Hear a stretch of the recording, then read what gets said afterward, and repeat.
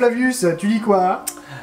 Aujourd'hui, je lis Asadora. Ah, vous le voulez? Il n'est pas encore sorti.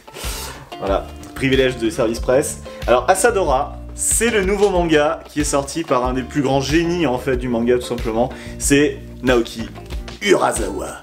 Urasawa, c'est le gars qui nous a sorti Monster, qui nous a sorti 20th Century Boys, qui nous a fait Pluto. C'est un des grands papas du game, c'est un des meilleurs dessinateurs du monde, tout simplement. C'est un des gars qui a la plus grande capacité à vous représenter des personnages tout au long de leur vie. C'est-à-dire, il va vous faire un personnage enfant, il va vous faire adulte, il va vous faire vieux, vous le reconnaîtrez quand même. Avec des traits simples en plus, je veux dire, c'est pas un dessin, il n'a pas le dessin forcé, compliqué. Il est vraiment un dessin hyper spontané. Et donc on retrouve avec un immense plaisir Urasawa dans une série qui promet d'être longue, et donc il raconte l'histoire de cette petite fille que vous voyez là sur la couverture, qui s'appelle Asadora. Asadora, elle vit dans le Japon de l'après-guerre, dans une famille très pauvre, et ils sont de très nombreux gamins, et Asadora, elle va chercher donc le docteur au début du livre pour qu'il vienne aider sa mère à accoucher. Et en fait, elle est prise dans une tempête, c'est un cyclone qui est en train d'arriver.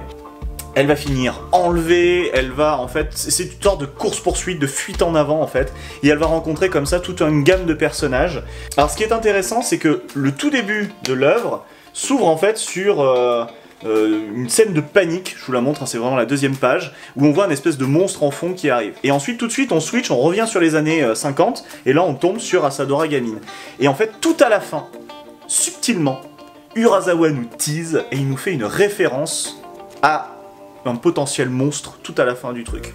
Donc l'œuvre s'ouvre et se referme sur cette vision-là sans qu'on ait eu la moindre explication là-dessus. Ce que l'on sait, c'est qu'on va suivre une gamine qui va vivre à travers donc, les époques, le temps, ça rappelle un petit peu 20th Century Boy, et une gamine super sympa qui rencontre des personnages et qui va traverser en fait l'histoire du Japon post-Seconde Guerre mondiale, donc tous les traumatismes, etc. Donc voilà, Asadora, sorti par Urasawa, je pense que ça va être une grosse calotte, personnellement j'ai adoré la lecture, et je pense que ça vous plaira si vous aimez l'auteur. Bisous Flavius. Bisous.